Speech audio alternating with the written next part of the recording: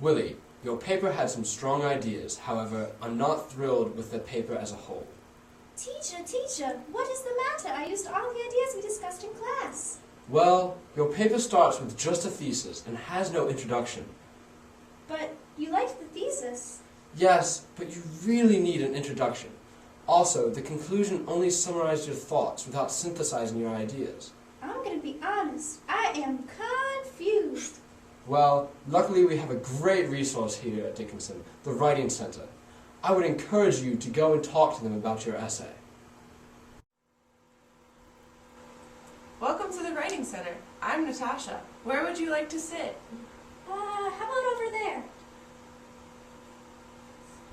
Have you ever been to the Writing Center before? Yeah, once or twice before.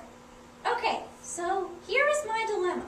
My English 390 teacher said the content of my paper was strong. However, I lacked an introduction and my conclusion had no synthesized ideas. The thing is, why do I need an introduction and what does synthesized ideas mean? Well, let's start with the introduction. The introduction sets up the main idea of your paper for the reader. This way, your thesis is not coming out of left field. So, how do I write a strong introduction? An introduction should set the context for the paper. It'll shape the big picture of the paper. To begin with, you need an attention grabber. What's that? Well, it could be a quote, a thought-provoking statement, or a couple sentences setting background of your paper. The information should be pertinent to the overall theme of the paper. What's your essay about? Huckleberry Finn.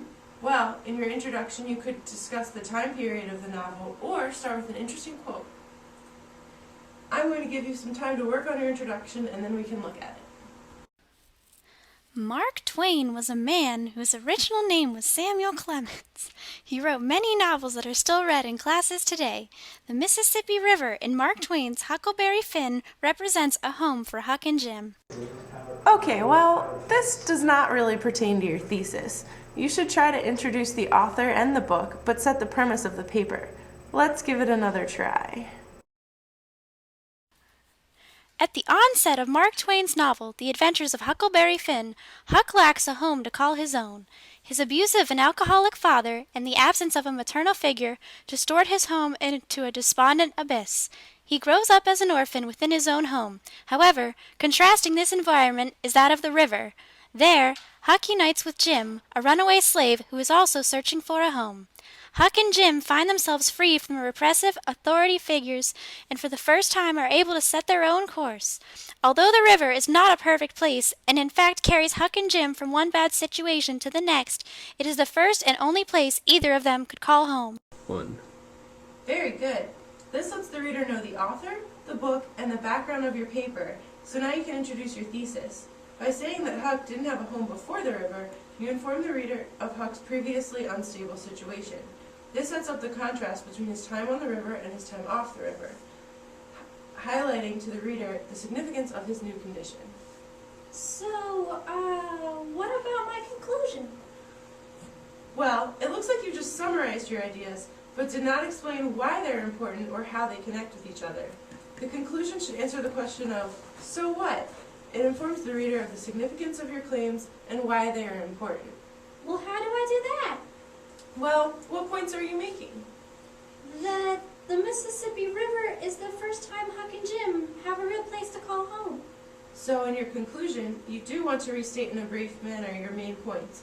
But it's more important and will make a stronger paper if you connect your points to each other and to a greater meaning. You want to give the reader something to think about after they finish reading your paper. So, if I mention that Huck and Jim discover their true identities on the river, is that a synthesized idea for the conclusion? Exactly, because it's taking all your main points and connecting them to each other, while leaving the reader with something to ponder. Well, gee, this was really helpful. How does this sound?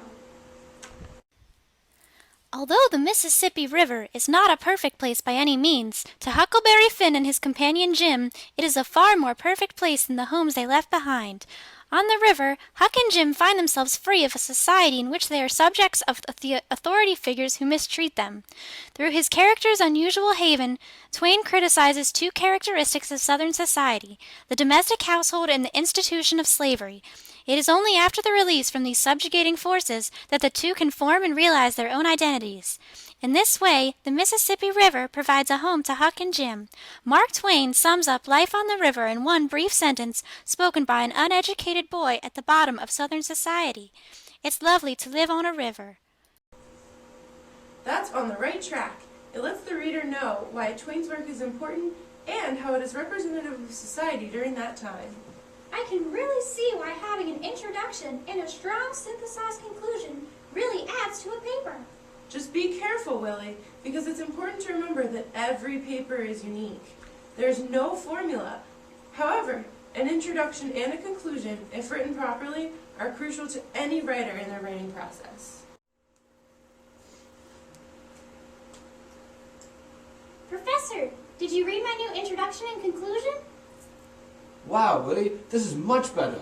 Your introduction grabbed my attention from the outset and then presented the big ideas of your paper, setting a frame for your thesis. You strengthened not only your introduction, but the entire paper. The conclusion also not only summarized your points, but explained why they are important. You made the essay relevant by answering the so what question. You really provided me something to ponder. Golly gee, Professor, I owe it all to the Writing Center.